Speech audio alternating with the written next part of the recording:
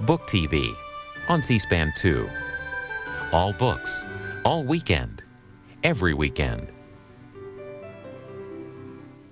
Now, the Jordanian Crown Princess. Yesterday, she was at Johns Hopkins University, where she talked about women and Islam. The University School of Advanced International Studies hosted the event. We'll first hear from the school's dean, Paul Wolfowitz. The event is about an hour and 20 minutes.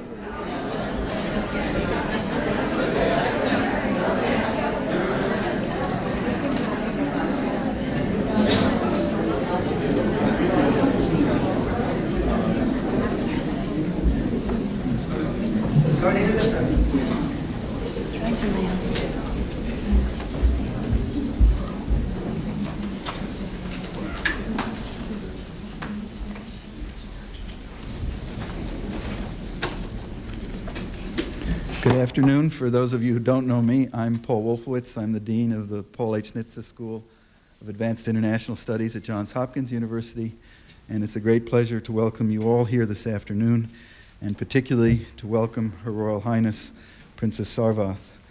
This is an event being jointly hosted by SAIS and the Sisterhood is Global Institute. It was headed by Ms. Mahnaz Afkhami, who also joins us this afternoon, and welcome. I think it's particularly appropriate for SAIS and Sisterhood is Global to be co-sponsoring this event.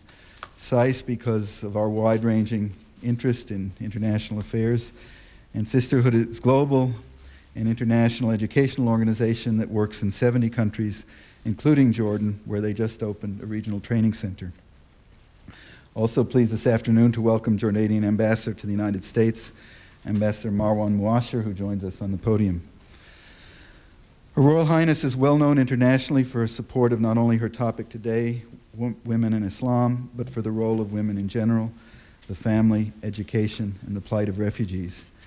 She follows a tradition of distinguished service set by her parents. Her father, Muhammad Ikramullah, was Pakistan's first Secretary of State for Foreign Affairs and Pakistan's ambassador to 4 different countries.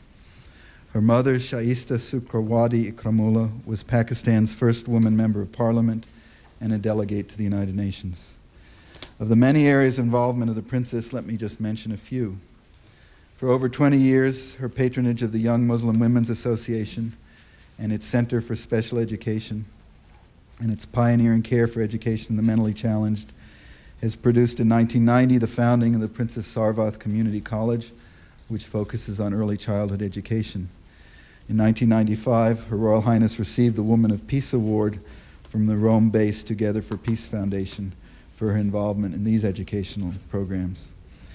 She's been extensively worked with Jordan's Red Crescent Society on fundraising for medicines and medical supplies, promoting programs for speech and learning disorders, and care for the terminally ill.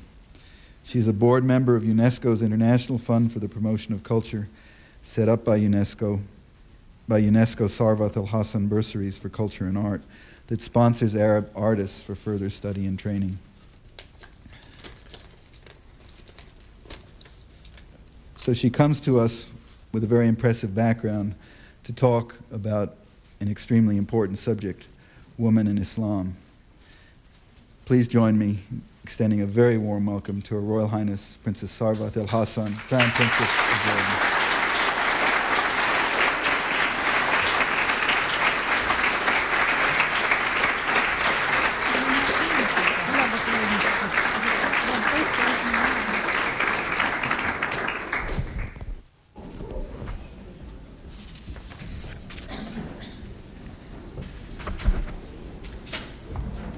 Ladies and gentlemen, I'm delighted to be with you this afternoon at this prestigious institution and to attempt to talk to you about the education of women in the Muslim world. If I say attempt, that is because it is such a wide topic. Muslims today number some 1.75 billion souls and are notable for their total disparity, an inevitable result of so many varying factors.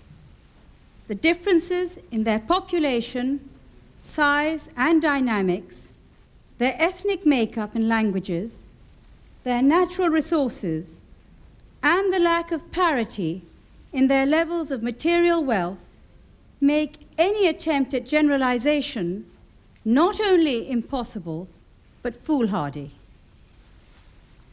To start with, Muslims can be Shia or Sunni. If Shia, they can be of any one of a large number of denominations, or if Sunni, they will follow one of the 4 schools of religious interpretation, Hanafi, Maliki, Shafi'i, or Hanbali, all of which have differing views on personal status law. Then, there are the peculiarities of each Muslim country on its own and within its region. Muslim countries are set against the incredibly diverse cultural backgrounds of Central and Eastern Europe, Africa, Southeast Asia, the Indian subcontinent, and the Middle East.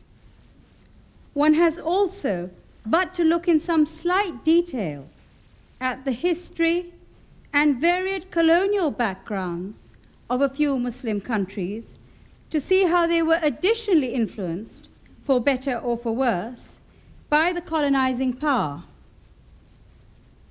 If one were to try to focus on the effect this had on the status of women, their education, and their role in society, and then choose at random, say, Morocco, with its French protectorate antecedents, Pakistan, which as a part of undivided India, knew over 200 years of British colonial rule at the height of its power, Jordan, which was for 400 years part of the Ottoman Empire, followed by some 30 under the British Mandate, and finally study Indonesia, with its period of being governed by the Dutch, these influences would immediately become clear.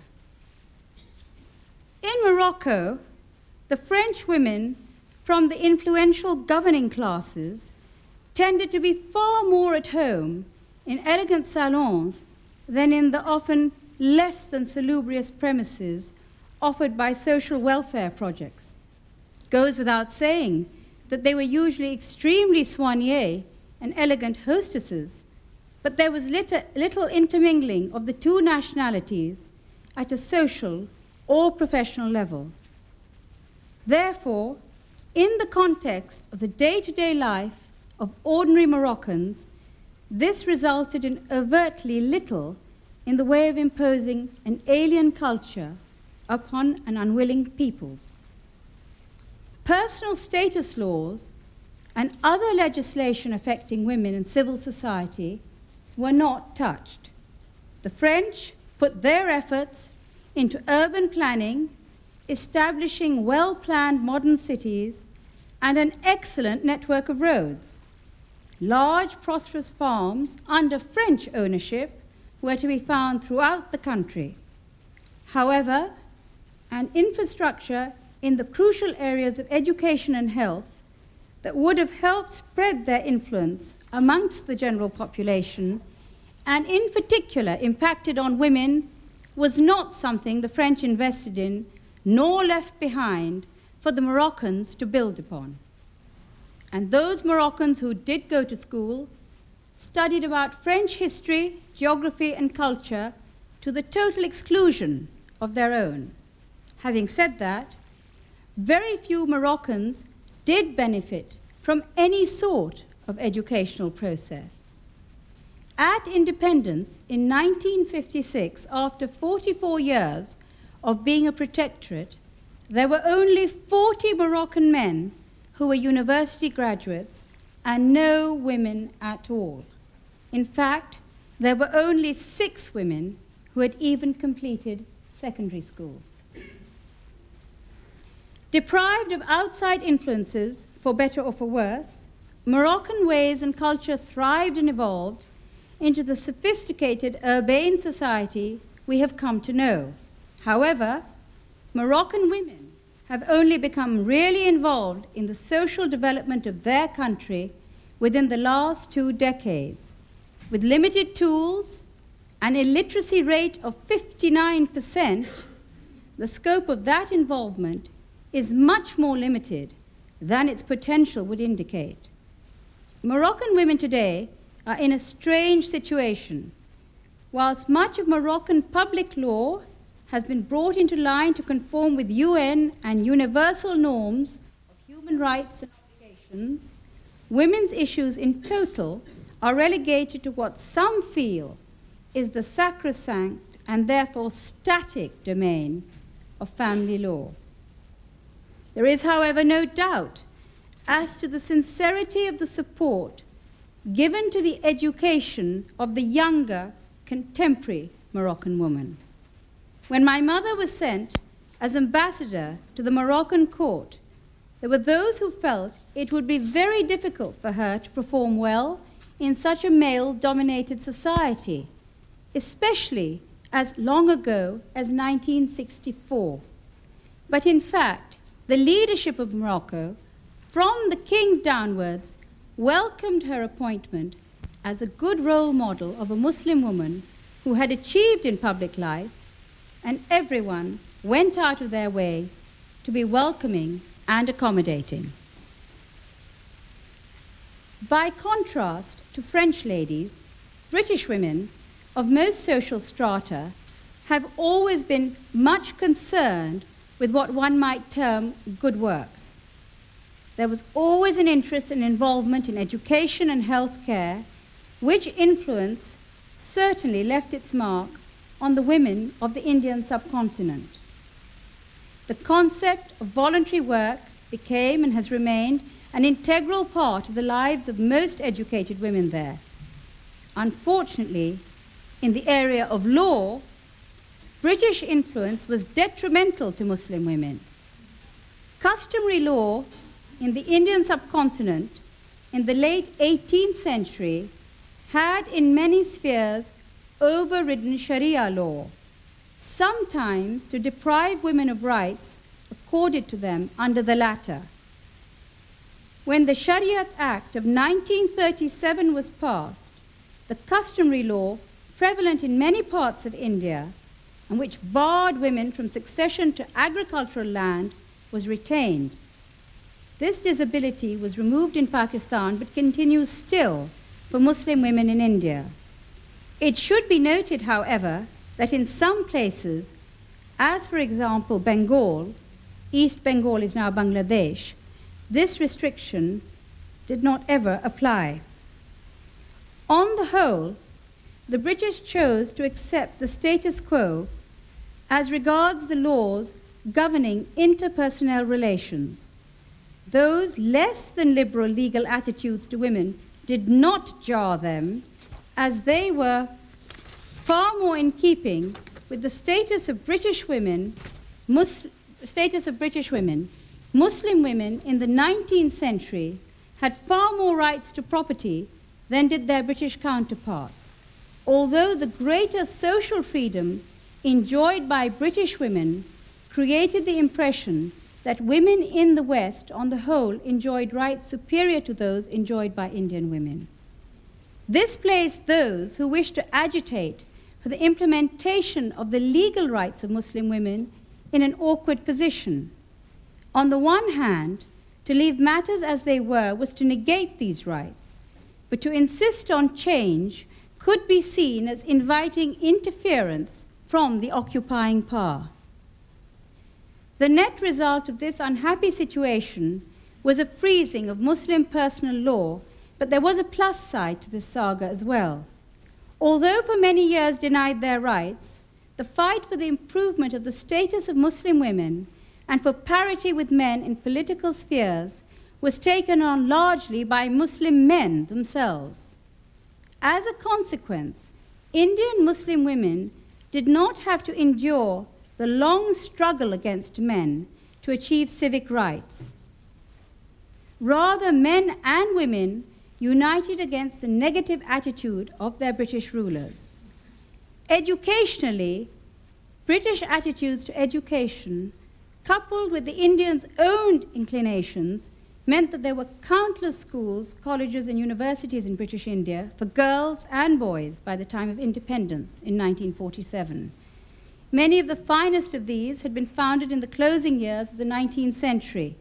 They range from Indian-funded and run establishments to secular English-run schools, which were modeled on the great British private schools, and missionary-run institutions. The level of the educated Indian elite was on a par with the best in the world, and in addition to having access to a good education at home, if they had the means and inclination, many Indians, both men and women, went to Britain for university and professional training. Hence, there were in 1947 innumerable graduates of Oxford, Cambridge, and London universities, medical schools, the Inns of Court, and military academies. This fine educational legacy and tradition did much to benefit modern India and Pakistan. Sorry.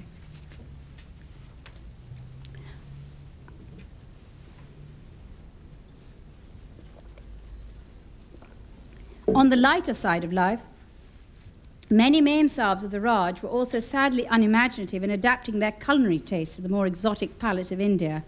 This has left its own unfortunate legacy in the pints of murky brown Windsor soup and custard, which have been the bane of many a so-called English-style menu until quite recently in both India and Pakistan. Moving on to Jordan, we see a totally different scenario. For 400 years, Jordan was part of the Ottoman Empire. However, the Turks did not move wholesale into Jordan and did not impose their day-to-day mores on Jordanians. In the earlier centuries of Ottoman rule, almost complete local and internal independence was left to the feudal emirs and local chiefs. Little was done by those chiefs or the central government in Istanbul to enhance the education of the populations of the provinces, let alone allow women better status or greater schooling opportunities. In the 19th century, and as a result of the increasing impact of Western thought on the Ottoman Empire, the Turks introduced a system of secular jurisprudence throughout their empire. But again, the personal status laws remained untouched. Because in the final analysis, the rulers and the ruled were all Muslims, there were no great areas of conflict, even when the Caliphate in Turkey lost its religious supremacy over Muslims. Every corner of the Ottoman Empire suffered during its decline, including the area that is now Jordan. Growing frustration at the complete lack of infrastructure in terms of education and health contributed to the rise of Arab nationalism at the beginning of the century. It cannot be said that the legal status of women was greatly affected by Turkish influence. Gastronomically and sartorially, however, Jordanians followed the Turkish lead to the benefit of Jordanian cuisine and leading to the adoption of Western clothes by both men and women in most urbanized areas. This has prevailed until today, though political Islam has seen a resurgence of more traditional styles of dress. Following that, and under the British Mandate, little change took place in the general legal framework of the country. One did, however, see the advent of many missionary schools and convents, which laid the early foundations for the exceptionally high standards of education Jordanian women enjoy today. In Indonesia, the situation was more complicated. Although predominantly Muslim, Indonesian society included many aspects of pre-Islamic culture, such as matrilineal inheritance and a tolerance of non-Muslim practices such as alcohol and opium. The opening of sea routes, however, brought Hajj, the pilgrimage, within the reach of many more people. A tradition evolved of young Indonesian men who went on the Hajj, staying on for a couple of years in the holy cities of Mecca and Medina to acquire a thorough theological education. Wahhabism, the very strict form of Islam that is today practiced in Saudi Arabia, was then gaining influence, and some of these young men took on board its teachings. On their return home, they wanted to purge Indonesian society of what they perceived to be un-Islamic elements, which pitted them against the colonizing power. Indonesian resistance to Dutch colonization had anyway always been primarily couched in Islamic terms, with the powerful Muslim sultanates declaring an open jihad against Dutch aggression. However, their efforts had not been successful, and Dutch rule prevailed for almost 2 centuries. The impact of Muslim reformist thought in the 1930s, combined with outrage at the Dutch attempts to curtail the influence of the religious judges and to amend Muslim matrimonial law, sowed the early seeds of nationalism, resulting as it did in large-scale protests against what was seen by both Hindu and Muslim Javanese as interference in religious freedoms. In the early days of Dutch presence in the Netherlands Indies, the priorities of the state had been overwhelmingly commercial. But by the end of the 19th century, the Netherlands Indies government had acted upon the advice of one Christian Snoek Hurgroin, a scholar of Arabic who had gone to Mecca to study and report on Indonesian pilgrims.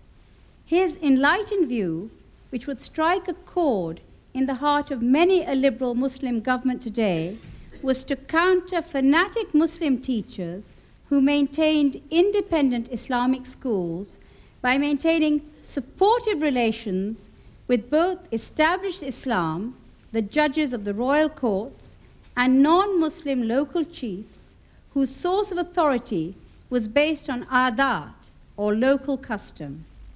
This approach, coupled with the assertions of a prominent lawyer, Conrad van Deventer, who maintained that the colonial powers owed a huge financial debt to their colonies, resulted in the formation of what came to be known as the ethical policy.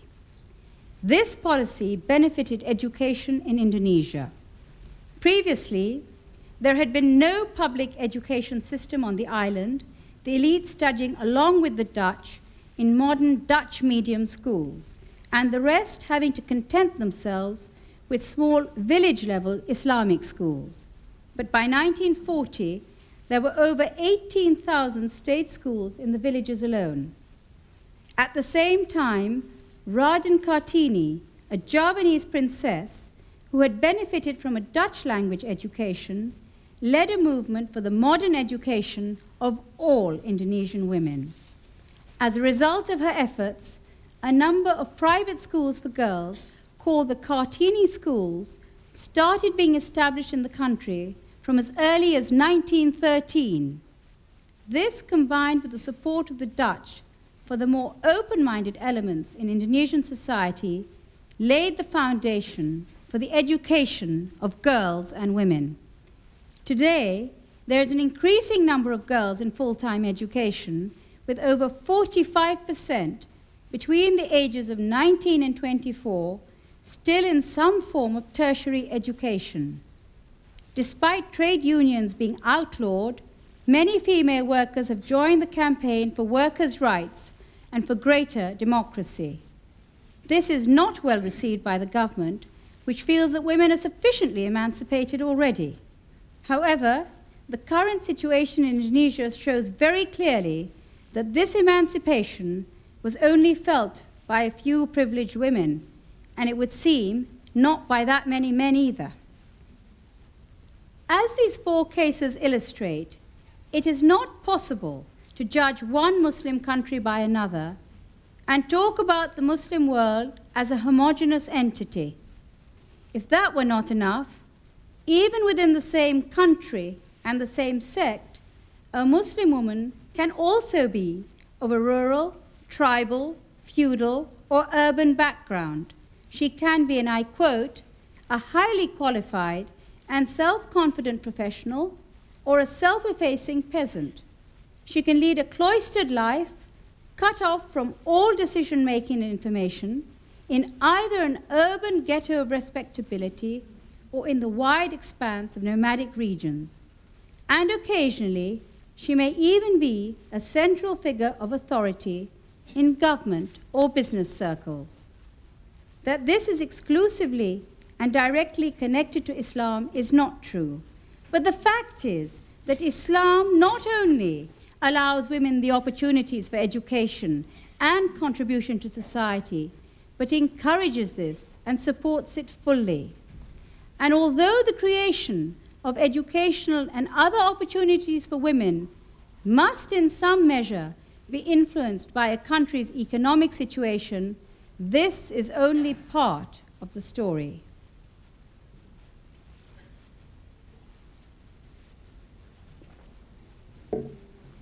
What is without doubt the real moving force behind any serious attempt to improve the status quo of women in any country is the priority that the various leaders and governments give to the education of girls and women and to their empowerment in society as a whole.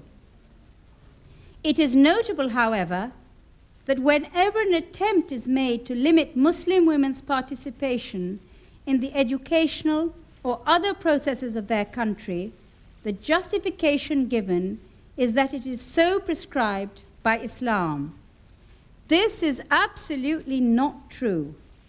In most cases, this retrogressive mindset is connected with long ingrained social and cultural patterns rather than anything to do with religion.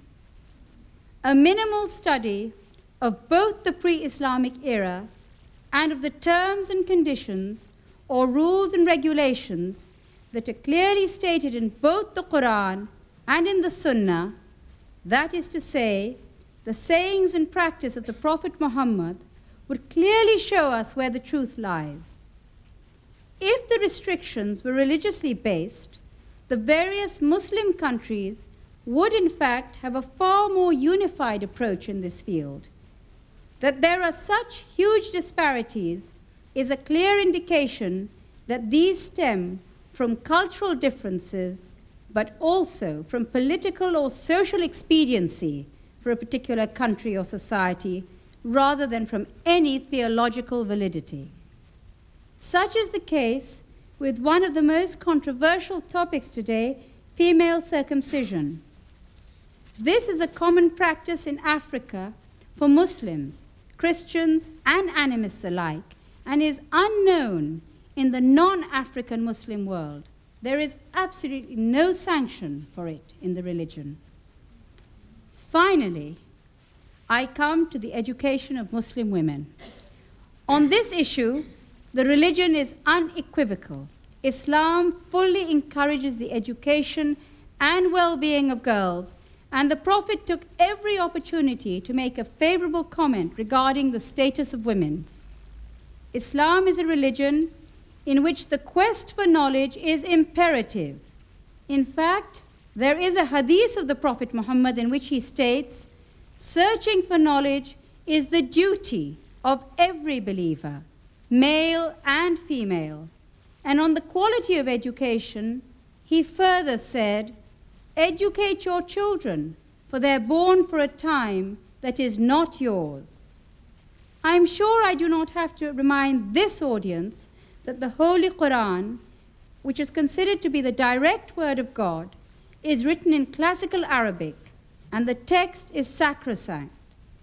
The Arabic word for children used in this context is awladakum, your children, not abna'akum, which would mean boys alone. Arabic is a very precise language. Had the injunction referred only to boys, it could and would have been very clearly stated. In other words, equality of opportunity between boys and girls is basic to the religion, and none more so than in the matter of education, which completely demolishes the contention that somehow female education is un-Islamic. Islam believes that all children are entrusted to us by God, and the relevant verse of the Quran again uses the word awladakum. The Prophet, himself the father of 4 daughters, absolutely abhorred the barbaric pre-Islamic Arab custom of burying girl babies alive, and said, "Whoever hath a daughter and doth not bury her alive, or scold her, or prefer his male children to her, may God bring him into paradise," further emphasizing this point by adding, "Whoever doeth good to girls, it will be a curtain for him from hellfire." The Prophet also said that anyone who has had the responsibility for the education of 3 girls and has done well by them is surely guaranteed of a place in heaven, a sentiment that I'm sure is certainly echoed by those of us who've had to bring up daughters. The fact that the first Muslim converts were women is a lasting testimony as to how Islam challenged the previous demeaning status of women and elevated them to equal status with men. That women and girls are in no way regarded as inferior by Islam or treated as such by its Prophet is absolutely clear. I should perhaps at this juncture digress and tell you a little about myself and my background, as this might help to qualify my attempt to talk about so wide and so sensitive a topic. I am privileged to have been born into a Muslim family of the Indian subcontinent in which education was of paramount importance. We are of Arab descent, coming from what in the recent past and present would be considered the Hijaz, Azerbaijan, and Iraq, although my mother's maternal ancestors were Persian aristocrats who originally came from Shiraz. All my forebears on both sides of my family were men and women, yes, women, of books, poets, writers, and academics. My father's family settled in the princely state of Bhopal in central India. Bhopal is extraordinary in having had 3 successive women rulers, beginning in the early 19th century, right up to Sultan Jahan Begum, who died in 1930. The Begums of Bhopal were educated in exactly the same manner as their male forebears, and not surprisingly, were instrumental in the setting up and patronage of several girls' schools and colleges in North India. 7 generations of association between our 2 families must have left an impression. Most of my paternal female ancestors were well educated at home, and my father's step-grandmother was a published poet. My mother's paternal family are direct descendants of the 14th century Sufi Sheikh Shahabuddin Suhrawardi. The Suhrawardi family were particularly known in the early years of this century as educational pioneers, and especially so for the education of women. My grandfather had a sister whom he adored, Khujista Akhtar Banu, for whom I am named. She was an amazing woman for any time. Her father, my great-grandfather, started teaching her Urdu and Persian himself before he died. Her thirst for knowledge was such that after his death, she persuaded her brothers to share their lessons with her and teach her English as well. She became completely fluent in all of those languages, and as there was a paucity of good contemporary literature in Urdu, translated many English novels and found time to found 2 girls' schools. Despite the lack of a formal education, she was considered proficient enough in Persian to eventually be the examiner in that subject at the University of Calcutta, having in 1911 been the first woman to be awarded an honorary degree by the university. Not surprisingly, with a sister like that, my grandfather was determined to give his only daughter exactly the same educational opportunities as her brother. My mother was sent to school and subsequently became the first Asian woman to obtain a doctorate from London University. Obviously, this was a moment of enormous pride for her family. Sadly, her father was not alive to see her become one of the first 2 women members of parliament in the new state of Pakistan, and later its ambassador to another Muslim country. He would have been extremely gratified that his 4 great-granddaughters are all university graduates and that each one of them has continued working and contributing within her area of specialization along with marriage and motherhood. Which brings us to me. Reared in the smug knowledge that educationally there were no limits and no boundaries, I took it for granted that I would follow my siblings into university. So after school, before taking up my place at Cambridge, I took a year off to live in Morocco.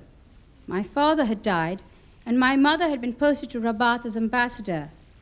The chance to live in an Arab country and also give my mother vital support when she was still quite vulnerable meant delaying university for a year, and then another, leading into my marriage under the fond delusion, shattered by the realities of the Middle East, that sooner rather than later, my husband and I would return to university, he to pursue his graduate studies, and me to finally get my degree. 30 years later, I still have good intentions. But 4 children and 4 grandchildren, as well as my duties and work, have put pale to these somewhat. However, there seems to be no escaping one's genes, and even though I did not actively seek them, educational projects somehow found their way to me. I have been involved in setting up and running a variety of schools, colleges, and educational programs in response to unfulfilled needs that I saw within the nation, and which I felt complemented the requirements and priorities for the country's development. So much for my credentials, and back to the education of other women in the Muslim world.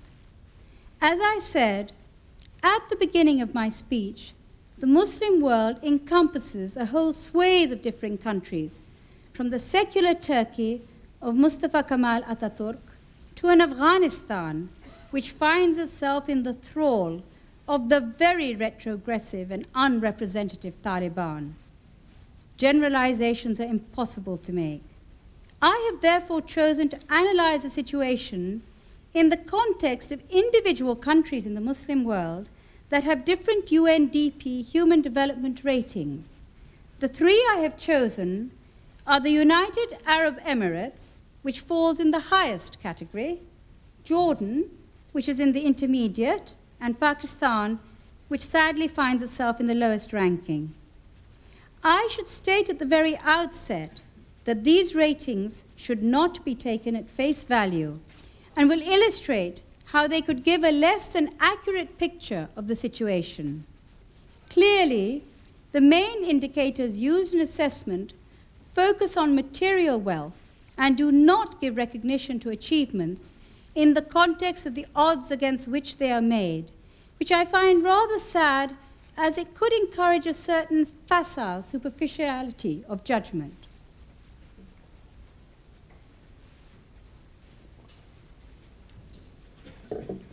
Let me start with the UAE. Prior to the oil boom, women in this country basically stayed at home, branching out, if at all, in the areas of agriculture. Now women have access to education, and the female illiteracy rate has dropped to a creditable 11%. There are women doctors, teachers, and nurses, and even some professional soldiers. However, there has never been a woman in government or in parliament. In fact, there appears to be some sort of a block when it comes to women holding positions in which they have any decision-making role. And of course, women do not have the vote. It is still unusual in the UAE for a woman to continue working after her marriage, and many women, if they work at all, would prefer to do so in an all-female environment. All state schools and universities are single-sex. Many women within the UAE still observe some form of segregation from men. Therefore, despite the educational opportunities, most often professional jobs are filled by women from other Muslim countries who do not face the same cultural restrictions. It is of note, particularly when one compares the situation in either Jordan or Pakistan, that polygamy is still very common at all levels of society, whereas in the other two countries, it is now definitely much more limited and on the decline. In Jordan, the picture is different. Women have access to all forms of education, and Jordan has had compulsory education for both boys and girls since 1951. The educational reform program, started in 1987, saw that the curriculum was revised not to contain gender stereotyping. All the state universities are co-educational. A quick look at the statistics in education in Jordan illustrates the positive benefits of such an enlightened policy. Enrollment within the compulsory cycle, that is to say until 16 years of age, is now almost 100%. The female illiteracy rate now stands at around 8%, having dropped markedly from 36% in 1960. Not only are our school enrollment and literacy rates amongst the highest in the Middle East, but 49% of the enrollment of all Jordanian colleges and universities are women. All aspects of life in Jordan are governed by civil laws that reflect the constitution of the kingdom. These laws help women to attain a status that is in keeping with the essence of Islam and the aspirations of the leadership of the country. Jordanian women stand for elections and serve in both the upper and lower houses of parliament, hold responsible government positions, and have served as ministers in various cabinets. They are to be found in every sphere of life, many of them working in the traditional areas of teaching and medicine, but many others are architects, engineers, lawyers, judges, doctors, airline pilots, and managers of businesses and agricultural projects.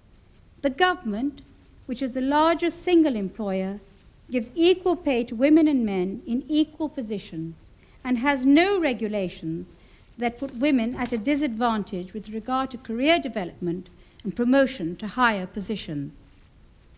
As you can see, women have some measure of control over decisions which affect them directly, both at the professional and personal levels.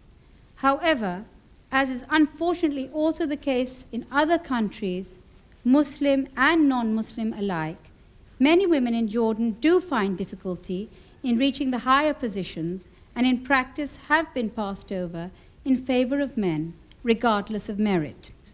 A number of Jordanian NGOs, with the direct involvement of my sister-in-law, Princess Basma, are therefore working towards the revision of certain laws as well as the drafting of new ones that protect and enhance women's rights, particularly in the area of labor and personal status.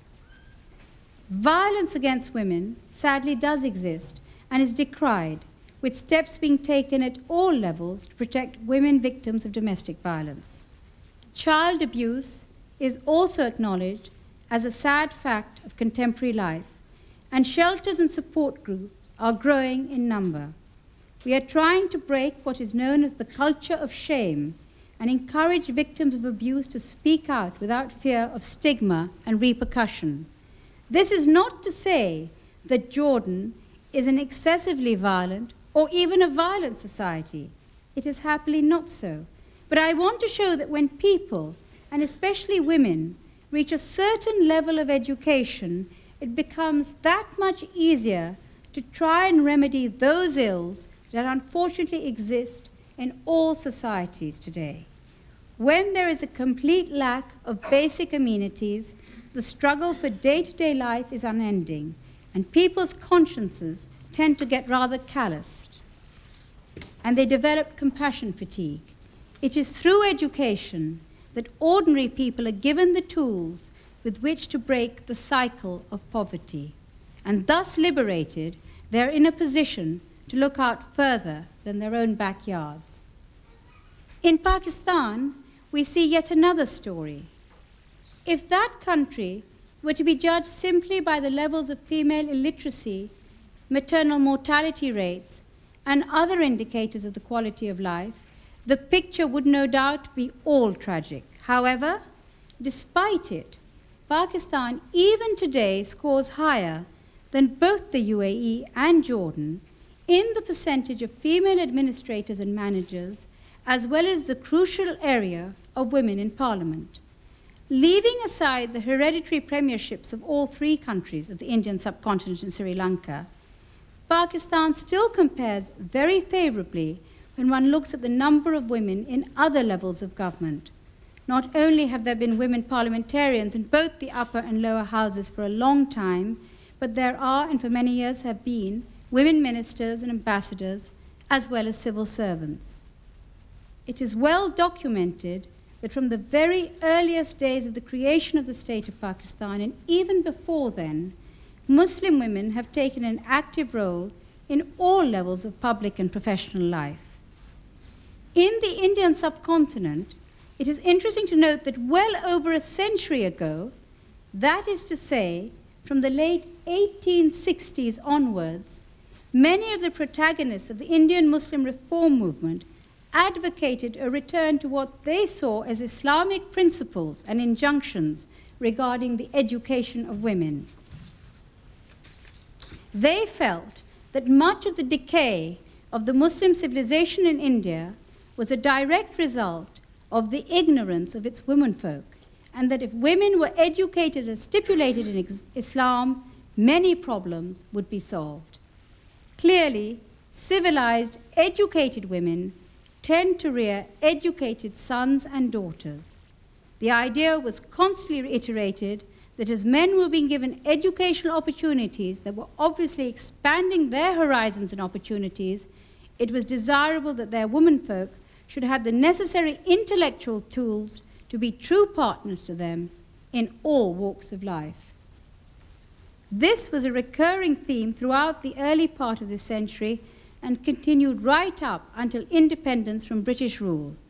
Muhammad Ali Jinnah and the other founders of Pakistan were emphatic that the nation they strove for had to be one in which women were given every encouragement to participate equally in the running of the state at all levels.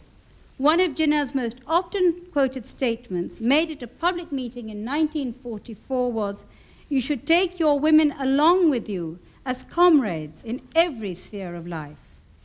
These early reformers, although most articulate and educated, were certainly not what one would consider antagonistic to Islam. In fact, the very opposite is true, and they would have never espoused a cause that could have been considered in direct confrontation with any Islamic values. I believe Indian women, Muslim or not, were fortunate and unique in that their thrust for education and participation in civil society was encouraged and advanced by men. And it is sad that financial constraints and political upheavals have prevented a much larger number of women from the subcontinent from benefiting from the far-sightedness of these early proponents and pioneers of women's education. However, there is no denying the fact that because of the foundations they laid and the ground rules they set, coupled with the efforts of that small group of women who continued to fight for Muslim women's rights, all women in Pakistan have the right to enfranchisement and education. And as Farida Shahid rightly points out, numerical weakness cannot therefore be used to belittle or dismiss achievements as either insignificant or irrelevant. If the opportunities for women are limited, it is far more a limitation imposed by lack of funds affecting accessibility to education rather than any deep-seated aversion or prejudice on the part of most of the silent majority of Pakistanis. The personal status of women was greatly improved as long ago as 1961, when the family law amendments were made, putting conditions to protect the first wives and children of a marriage, and also the inheritance rights of children whose fathers predeceased their grandfathers. Unfortunately, the government changed before these amendments could be further expanded. But, and despite many subsequent efforts by a vocal minority to cancel what little has been achieved, they have prevailed, and long may this last. One can therefore conclude that the only standard by which to judge the educational patterns for Muslim women in different Muslim societies is the established position of the religion itself in support of the education for women. the validity and enormous benefits of even a minimal education for women, Muslim or not, are irrefutable, as is the positive stand Islam takes on education and the pursuit of knowledge in general, with emphasis on the education of women in particular. By virtue of the liberal attitude of the religion towards their education and participation in socio-economic development, Muslim women have the right and the opportunity to be modern women in the full sense, with control over their own lives and contributions to make to the lives of their communities and their nations. Education and health are the two main tools with which women can make that contribution. We are all familiar with Ruby Manican's statement, when you educate a man, you educate a person, but when you educate a woman, you educate a family. It is only through education that women can be empowered to take advantage of new opportunities and to widen their horizons. They have to be given the opportunity to have a say in what directly affects their welfare and that of their particular community. It is surely no coincidence that recently a Jordanian Muslim sheikh told me that he was proud to say that the concept of family spacing, which was taboo a few years back, is now discussed openly in the remote villages in Jordan. A clear benefit of education and a much gentler way of bringing in change than imposition through draconian law. Even without access to adequate educational facilities, the important and vital role of women in urban poor societies is recognized. It has not gone unnoticed that when a poor woman manages her household as an economic unit, a higher proportion of the income remains in the family, whilst generally only half of a man's income is spent on his household. This fact is recognized and acted upon by international NGOs who now actively target income-generating projects at the micro level for women. Most of the time, the women use their homes as their place of work, and they also tend to have a commendable level of reliability when it comes to paying back financial loans. The clearest evidence of this being the experience of the Grameen Bank in Bangladesh. So if many women have achieved so much with so little, how much more could they achieve if they were encouraged and given the right opportunities to develop and prosper? As women's aspirations move on from merely ensuring basic survival needs, and as their role expands and the nature of their participation evolves, they automatically become more effective in the overall development of their societies. I should like to end with a quotation from Horace Mann. In our times, no man is worthy of the honored name of statesman who does not include the highest practical education of the people in all his plans of administration. This is entirely in keeping with the educational aspirations of Islam for Muslims, men and women alike. The challenge Muslim governments face today is how to live up to the requirements of their religion concerning women's rights, whilst acknowledging their particular historical, cultural, and nationalistic biases and needs. Thank you.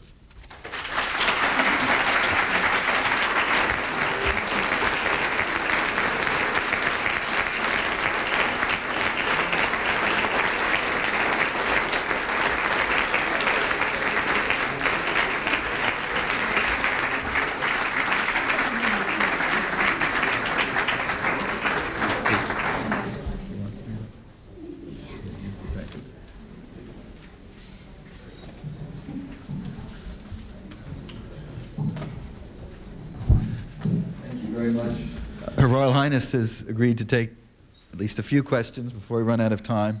There's a microphone in the middle. I think I'll abuse the privilege of host and ask the first question, if I may.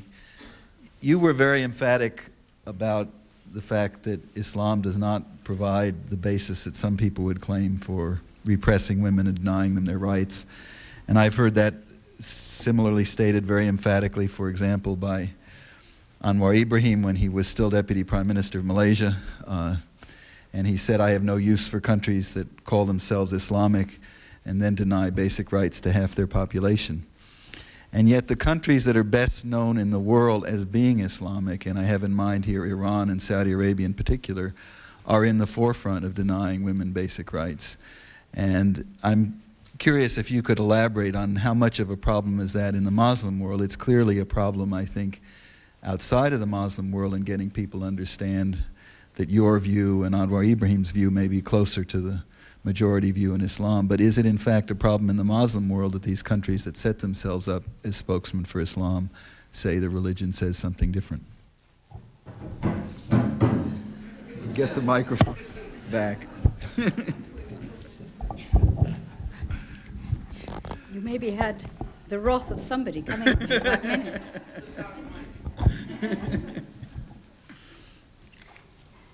I think I made it quite clear, though, when I was talking, that we have to draw a very clear line between national or cultural traditions and biases and what Islam says.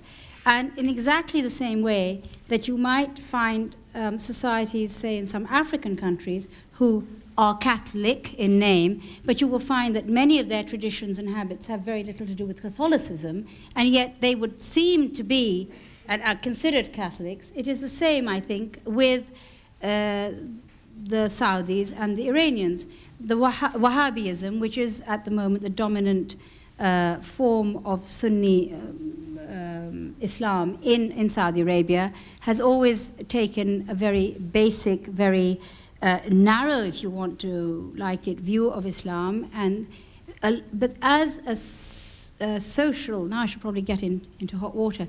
Socially, the Saudis are originally Najdis, and the Najd also, long before Islam, long before the Prophet, long before then Abdul Wahhab came along, had anyway been a very, very strict, very simple living in many ways group of people. They retained their lifestyle and have got their view of Islam with it, and they live the two together. And in Iran, again, it's the same. I mean, there are certain elements of Shia, particularly Shia religious, because they, of course, unlike Sunnis, do have they have clerics, and they have a very, very rigid view. And again, they are imparting their view and their cultural biases to us, and saying that this is what Islam wants, but it is actually their vision of Islam. It's not my vision of Islam, and not many people's vision of Islam. And I feel I'm equally entitled to that. In fact, there is a verse. There was a hadith of the Prophet, or it's actually a verse of the Quran, I think, in which it says, to you be your way, and to me be mine. Now, I feel if people who are infinitely better and greater than me could say that, surely it applies to us as well. Questions from the audience? If you can go to the microphone from the back.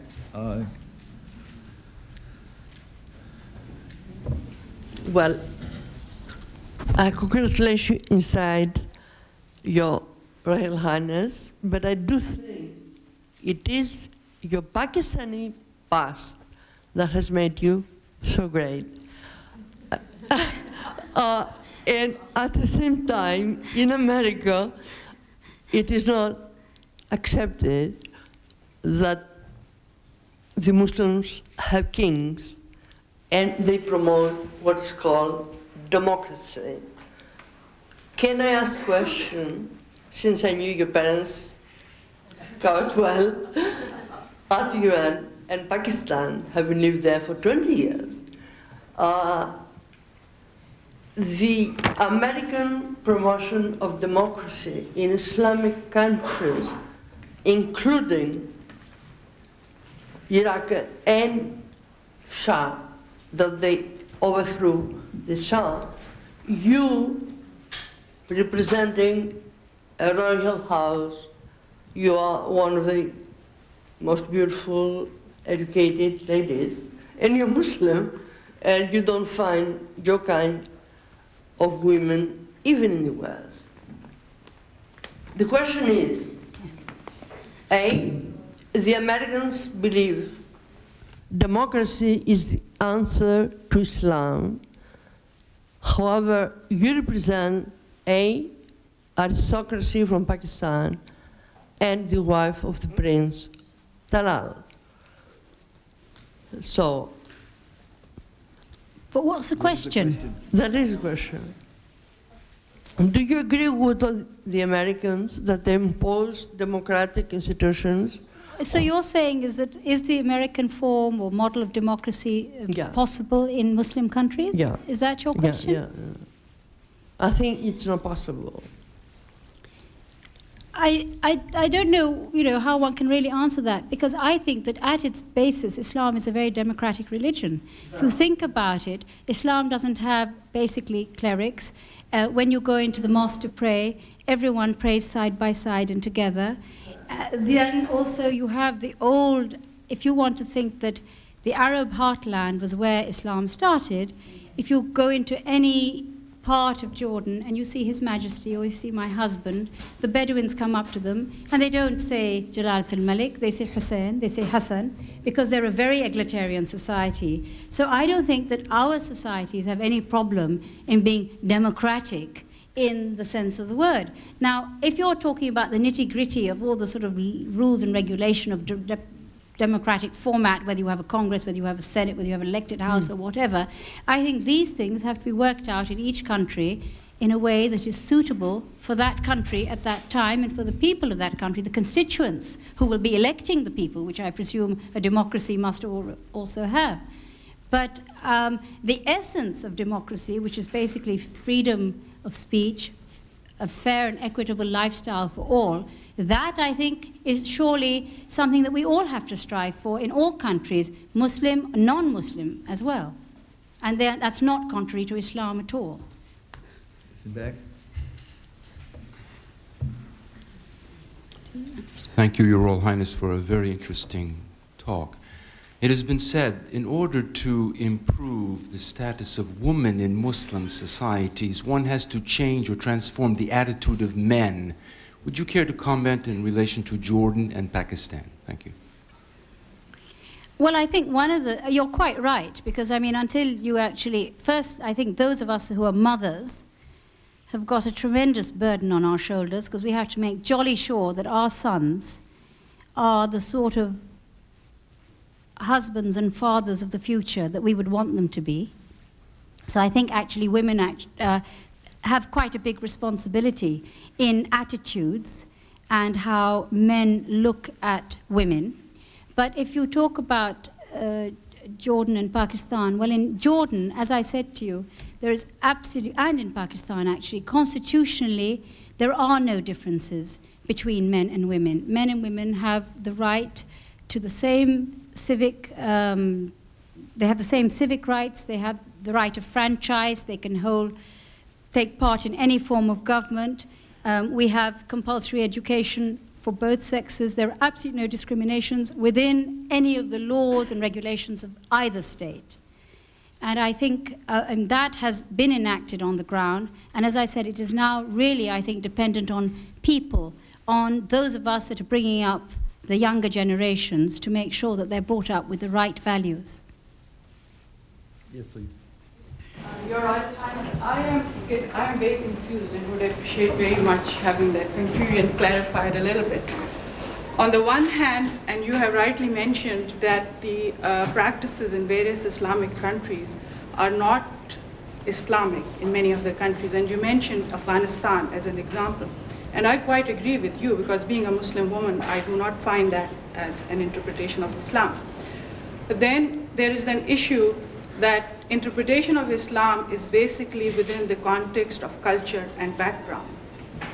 And you find that there are many cultures and many societies and provinces, for example, in India, which are not really very Islamic. And I use the example of Kerala as one of the states where the indicators that you used as a measure for development, such as infant mortality, maternal mortality, and education in women, are very high. And Kerala is not Islamic. So you look at states which are not Islamic, and you look at states which are Islamic, And we come to the conclusion that it's an interpretation, and it's basically the cultural values. So my confusion is that if culture and background is going to determine what your outlook is and what your standing is in terms of how you educate your women, and if you will permit me, I use you as an example. You know, your background, cultural and educational, has a lot to contribute to where you are. The issue, and I would like you to respond to that, is then Islam and religion not as important as a way of life? And is it something else that some other paradigm that should be followed and not a religious one? I mean, would that be incredibly presumptuous of me to answer that? Because religion is a very personal thing, in my opinion, to every person, be they a Muslim, be they a Christian, be they a Jew. And I think what you're trying to say, that religion is therefore the only way and the only standard by which we can judge achievement? I mean, I don't think that's the case. No, that was not what I meant, and I apologize if I have misrepresented myself. I'm just saying that in looking for paradigms towards development and education in women and enlightenment in women, is maybe religious paradigm not the one which is applicable? Maybe some other paradigm should be looked at. I am very disturbed by the events in Afghanistan. I'm very disturbed by the recent events in Indonesia, for example. And one hears about anti-Muslim and issues in India all the time. So I am really very disturbed by that. And I feel that if a society like the subcontinental society could produce women such as yourself and your esteemed mother, surely, and that society is an amalgam of many religions, and as you say, religion is a personal issue, then, maybe religion and Islam is not really the paradigm that should be. But I don't think you can generalize. I really don't. I think for some people, I'm sorry you're confused. I mean, some people desperately need religion. They need the guidelines of a religion, and they feel secure and comforted. Other people wear their religion much more lightly. And I honestly think that this is something that most people have to work out for themselves. One can't just have a blanket answer to everyone. I know that sort of looks like I'm trying to sort of duck the question. I'm not.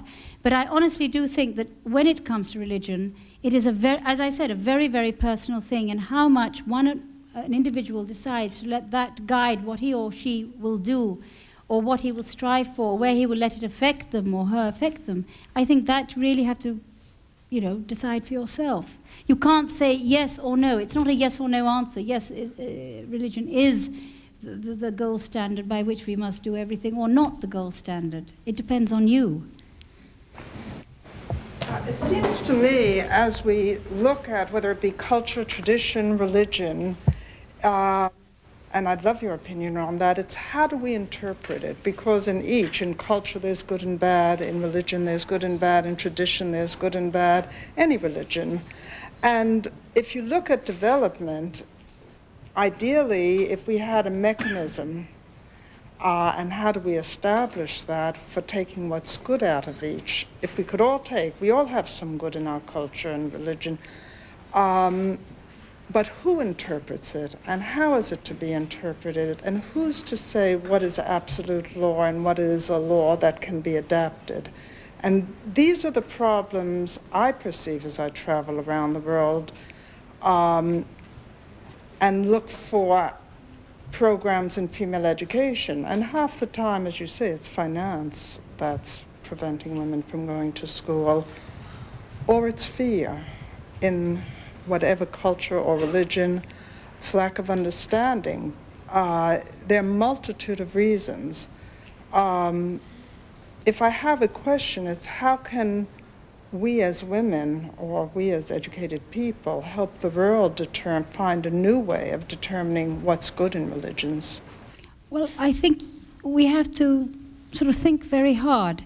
If, as you said, a certain community or society desperately wants certain systems of education and has every right to have them and cannot have them financially because of financial restraints, I think we should all do our utmost to make sure that they get the support they need.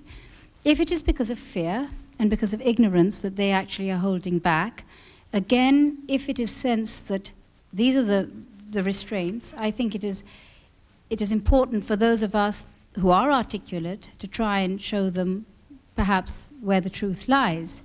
But I also perhaps take the view that if someone is perfectly happy, and I do have examples of this, in the lifestyle that they are living, they are not financially disadvantaged, they are not fearful, and this is what they have chosen to take or would like to use as their lives, the manner and style in which they will live their lives.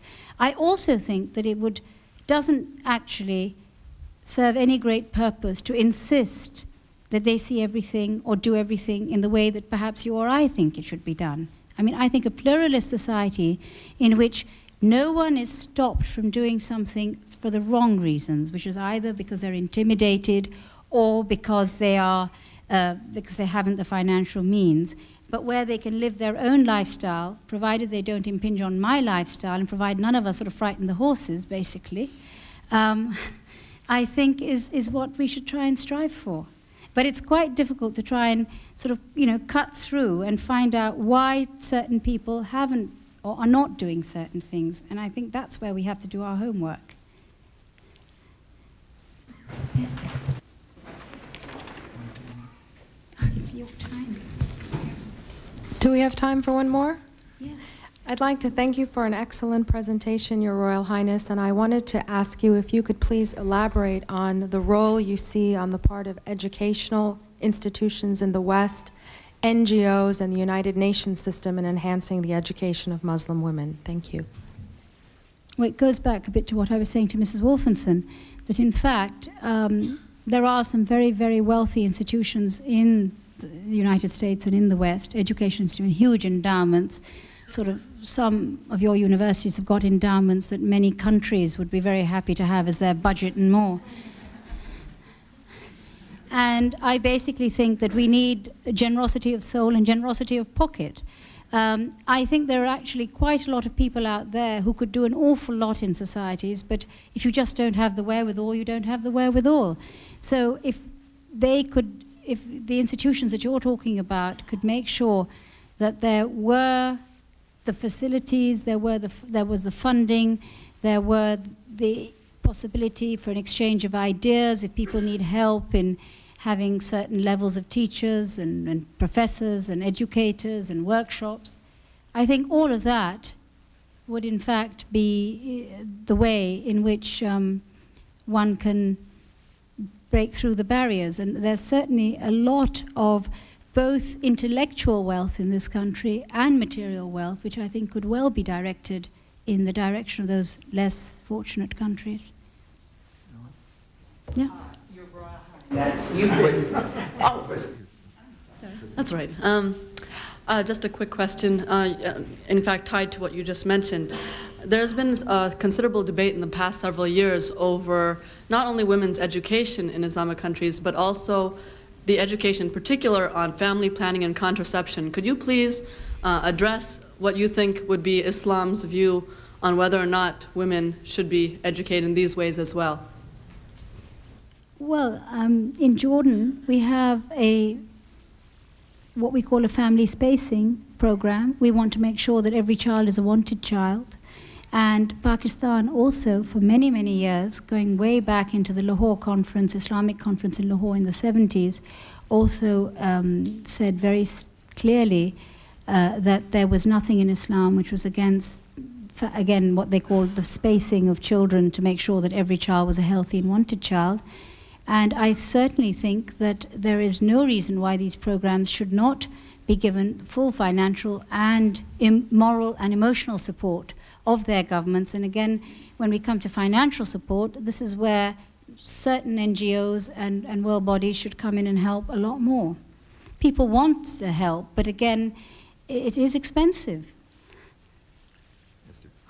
Your Royal Highness, you have been... I have a loud voice. Thank you. Thank you. Your Royal Highness, you've been very active with women in development in Jordan. Can you tell us how it's progressing and the good things you're doing for women in Jordan through development? Well, my project? Yeah. God, but you don't want to be here another hour or so. To know what you're doing. Well, I think Dean was very, very kind when he said I work mainly with mentally handicapped children. I also run schools for mentally handicapped children, sheltered workshops for mentally handicapped children. I've worked actively with the International Baccalaureate Program, which we brought to Jordan about 18 years ago, and I'm happy to say that this has actually been a catalyst in the country and in the area. We now have several schools in the Middle East, and we're about to probably have a few more in Jordan, and the whole way that people look at education has changed. I work also with learning disadvantaged children, learning disabled, as dyslexia is called, and all forms of learning difficulties. We've done a lot of work with that. We're starting the first center in the Middle East where we can train teachers. We spent 9 years training the teachers that went to Canada, basically. We got a lot of help from Canada, and we brought back a whole cadre of Jordanian teachers who then worked on curriculum development, and we got a grant from UNESCO by which we could change all the tests, because they didn't just need to be translated, they had to be adapted for the cultural biases of our society, and there was nothing in Arabic like that, so we worked on all these areas. And we have about 164 teachers in the first year and about 60 plus in the second year who will eventually go into the state system. And we managed to get legislation through Parliament saying it was the right of every child to have a special needs teacher in his or her school in the state system. And so these teachers will go out, and there'll be remedial rooms in each school. And eventually this is going to, we hope, have a ripple effect on the rest of the Middle East. I think there are probably more questions, but we're out of time. Before we close, I'd like to call on Maza Kami to make a presentation to you.